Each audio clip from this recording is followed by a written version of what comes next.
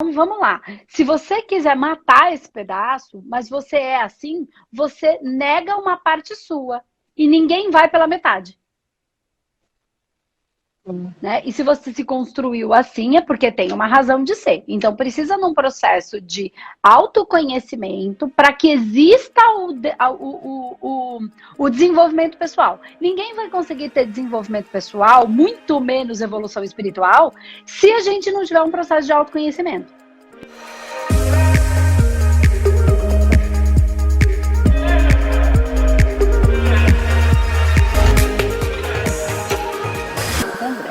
E aí, Ana, que é essa fome de perdão do meu passado? É que é tipo assim, que eu fico pensando, a gente vai aprendendo, a gente aprende bastante coisa. E na teoria tudo anda.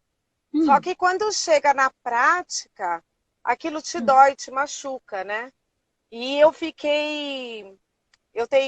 tenho um filho de 29 anos e eu fico reparando, eu era muito brava com ele nova. Hoje eu já hum. melhorei como pessoa, mas me dói. Eu fico me perguntando por que mentalidade que eu tinha lá atrás, entendeu? Por que eu era Ué, tão agressiva? E isso machuca muito em mim, é. mesmo sabendo que hoje eu não sou mais essa pessoa, entendeu? Tá, então deixa eu entender. Esse fome de perdão do meu passado é em relação à agressividade que você tinha com o seu filho anteriormente, é isso? Isso, essa agressividade com meu filho. Eu era muito agressiva com a minha mãe, então eu tive perda da minha mãe com 38 Hum, anos e isso me machuca muito. Porque hoje eu hum. vejo o amor que ela tinha por mim e uma braveza, uma agressividade. Então foi um divisor de águas. Então me machuca muito isso. Eu não En- entendo. Eu já sei que todo mundo fala que no passado, como se diz, eu não tinha a cabeça que eu tenho hoje. É um ciclo que você tem que vir, mas eu não sei como me livrar disso. Isso machuca muito. Você continua agressiva? Não, não sou Não, mais. mas. E sabe o que que tá ali? Não. Só, eu sei que tá ali guardado. Isso eu sei, tá ali guardado. É um Hum. eu meu que tá ali guardado. Só que não sou mais que nem antes. Não consigo. Se eu brigar com alguma pessoa, me dói. Já. Aí eu sinto que eu matei uma parte boa de mim também, que antes eu corria mais atrás das coisas. Eu tinha a agressividade era para os dois lados, para a parte boa também. Sim, Aí eu acabei me travando agora na vida também, entendeu? entendi. Por isso que você fala que na teoria você entende, mas na prática não funciona muito bem. Porque você. Tá me escutando, Ana? Você me Tô escuta? Ah, ouvindo. tá. É porque eu pensei que tivesse travado. Então, por isso que você começou falando assim. Na teoria, eu entendo, mas na prática não funciona muito bem. Porque você tá. Eu não tô defendendo a agressividade como violência, tá? A violência não. Mas o entendimento desta potência de energia é um potencial de ação. Né? Então, se você matar essa parte, você matou o seu potencial de ação. Então, na verdade, é olhar para essa parte, aceitar a Ana Maria que tem esta parte, que tem um potencial forte de ação, um quantum de energia muito forte, que algumas pessoas não têm. Isso nem é certo nem é errado. É só o porquê que você se construiu desse jeito para viver o que você precisava viver, né? O que você precisa viver e calibrar e usar esse potencial de ação no lugar certo. Tá? Então vamos lá. Se você quiser matar esse pedaço, mas você é assim, você nega uma parte sua e ninguém vai pela metade. Né? E se você se construiu assim, é porque tem uma razão de ser. Então, precisa num processo de autoconhecimento para que exista o desenvolvimento pessoal. Ninguém vai conseguir ter desenvolvimento pessoal, muito menos evolução espiritual, se a gente não tiver um processo de autoconhecimento. Né? Eu nem estou falando de autoajuda, eu estou falando de autoconhecimento. Autoconhecimento implica em aceitação de quem sou, de todas as minhas partes, até aquelas que eu julgo ruim, ou que as pessoas julgam como ruim, tá? Então, Ana Maria é tudo isso. Então, esse potencial de ação, Ana, você precisa olhar com mais carinho para ele, tá? Porque é uma energia, é uma potência. Então, os humanoterapeutas entendem um pouco melhor isso, porque é uma potência. Mas onde é que ele se perde? Ele se perde, Ana, porque, primeiro que existe um preconceito sobre a raiva. A raiva é feio. É feio porque a nossa mãe falou que é feio. Porque se a gente ficasse com raiva, aí a gente ia provocar, a gente ia fazer o que ela não queria. Então, o que ela fez? Botou medo, a mãe, o pai, a escola, a sociedade, não importa. Colocou medo, ó, e não fica com essa raiva, porque senão ela teria que lidar com isso. Né? Então, para evitar a confusão, o conflito, raiva é feio. Tá? Impor, eu me travei. Né? Aí você eu acabei me travando e acabei travando para a vida também. Exatamente, porque daí você pegou o seu potencial de ação. Eu não estou falando ódio, eu não estou falando destruição, eu estou falando um potencial de ação. Tá? Então, quando a gente manifesta isso, como é que eu vou te dizer, como é que eu vou te explicar de uma maneira simples, né? Porque, vamos lá. Quando você manifesta esse potencial de ação, vamos voltar um pouquinho antes da manifestação. O que acontece é que tudo quer ser amado, acolhido e respeitado, né? Tudo, daqui para lá e de lá para cá. Então, toda vez que alguém não te ama, não te acolhe ou não te respeita, você tecnicamente não se sente em momento algum na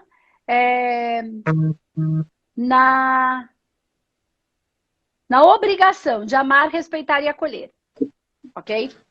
Não se sente e não tem essa obrigação. Então, por exemplo, se uma pessoa fica me ofendendo, por exemplo, na internet ou em qualquer lugar, ela não está me amando, não está me acolhendo, não está me respeitando.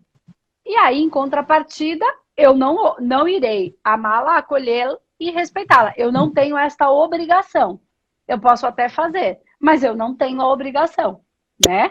Então, a gente dá só o que recebe, certo? E recebe só o que dá. Então, vamos lá.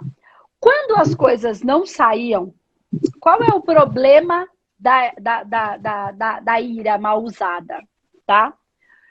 A gente fica com a raiva, com ela mal usada, e aí é infantil, quando a coisa não sai do jeito que eu quero.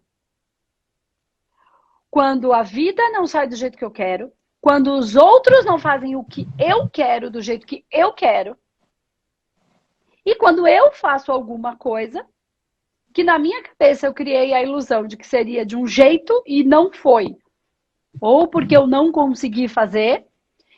Então, a ira mal usada implica em expectativa. Que a vida vai ser do jeito que eu inventei na minha cabeça, ou do jeito que é o jeito certo, como se existisse o jeito certo, né? E aí eu fico brava. Então é a frustração. E a frustração só vem da expectativa. Certo? De que o outro ou a outra coisa ou a vida vai ser do jeito que eu inventei na minha cabeça que tem que ser. Ou que a minha mãe, meu pai ou a sociedade disse que. Certo? Quando eu uso essa ira, eu falo isso aqui todos os dias aqui, Ana. Praticamente todos os dias. Quando eu uso essa ira para que eu tô brava, que não foi como foi, e eu só dou um chilique, ou eu parto pra violência, eu estou usando a ira de maneira mal usada. Quando eu pego a minha ira, a coisa não aconteceu como eu queria. Primeiro, eu pego o meu orgulho, enfio a viola no saco e falo que eu não mando nada. A ilusão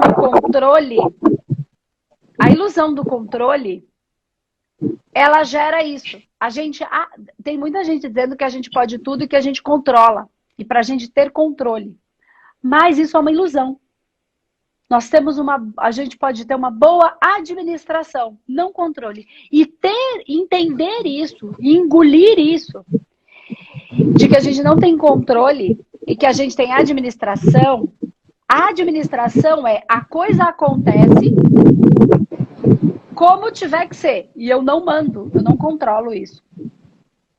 Porém, eu não controlo. Nada, você não controla nada. Entendam isso de uma vez por todas, porque senão o sofrimento é muito grande. Eu não gosto mais de machucar ninguém, não quero machucar mais ninguém, ninguém que eu amo. Mas entendeu? Você não pode se machucar, porque senão... você não tá nessa conta? Agora não porque senão você está se machucando e não se ama. Você precisa entrar nessa conta. Você tem que se amar, assim como você ama todas as pessoas que você diz que ama. E você também não pode se machucar. Porque senão você, para não machucar o outro, se fere. Esse é o equilíbrio. Não tem a fórmula mágica. Tem o processo do autoconhecimento. Quem sou eu? Como eu funciono? Como este sistema particular funciona dentro de um sistema maior. Então, pensa assim, ó, Ana. Quando eu entendo que eu não controlo nada e aceito isso, de verdade, não da boca para fora, eu permito que a vida me surpreenda. E aí vão vir coisas que vão me incomodar. Sem dúvida. Quando isso me incomodar, eu não vou reagir frustrada, putinha da vida, porque a coisa não foi do jeito que eu queria. Eu vou pegar o meu potencial de ação, eu vou pegar essa raiva que ela vem na hora, não tem problema.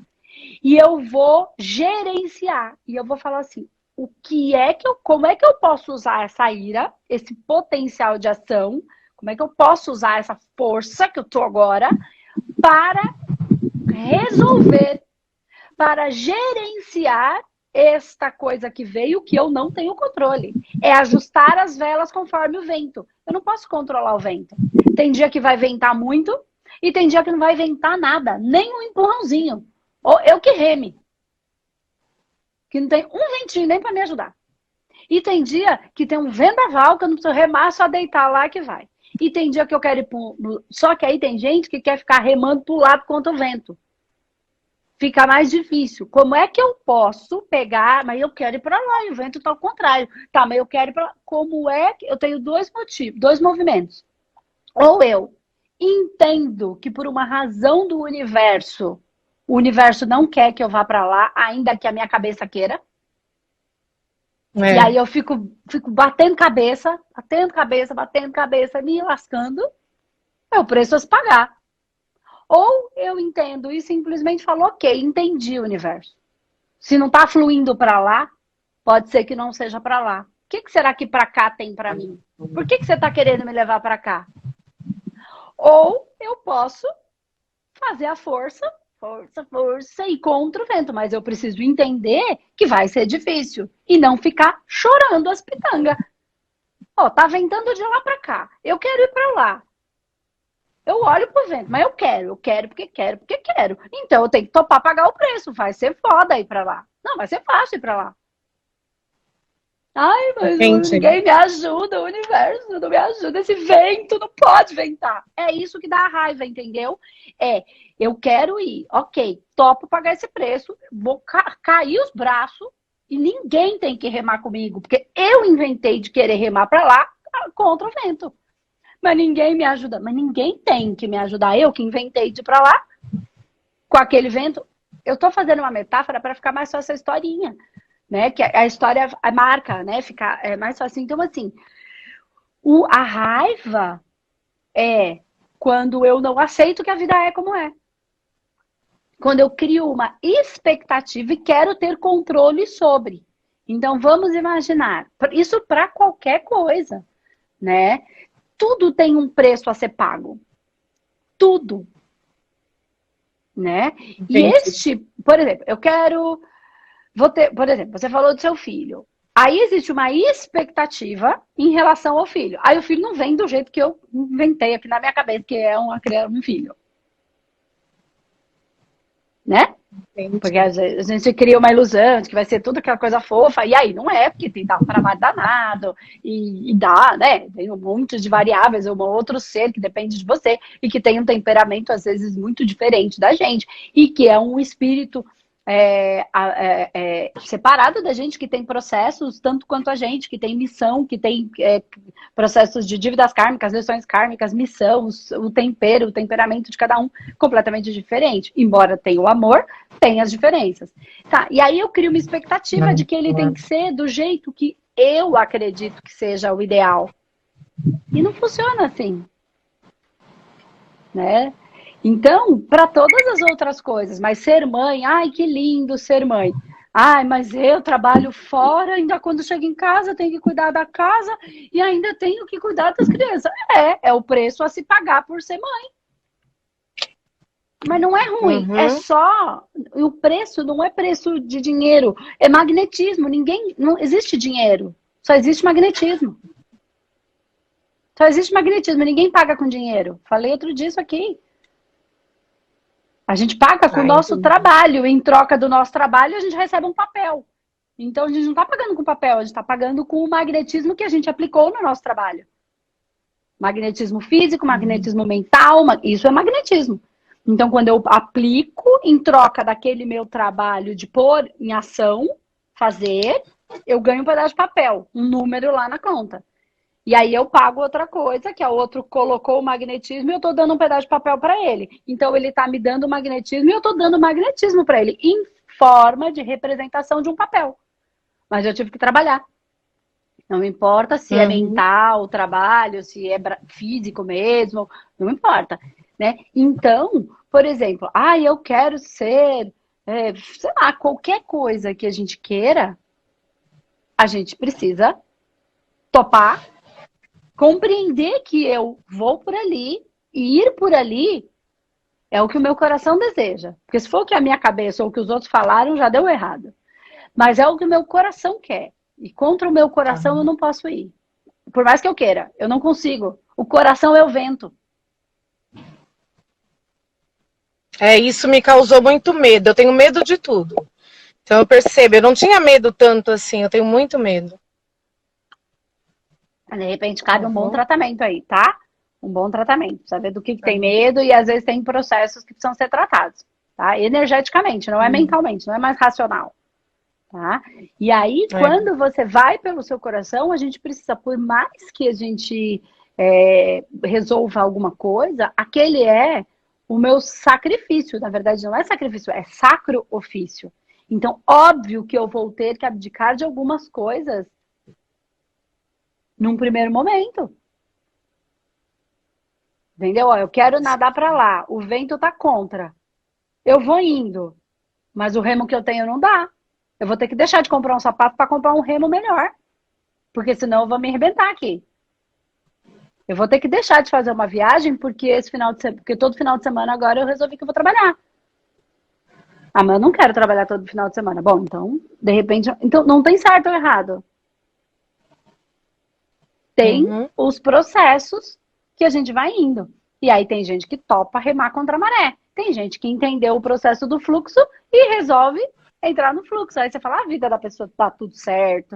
Ela simplesmente aprendeu a ler o potencial. Então, o que eu queria te dizer quando você fala que você tem fome do perdão do seu passado, é porque você, na verdade, não conseguiu ajustar o seu potencial de ação, que é a sua ira. Você ainda acha que ira é uma coisa feia. E não é. Ira é um potencial de ação. Violência é uma coisa feia. Por quê? Porque invade o campo do outro sem autorização do outro. Quem faz isso é mago negro.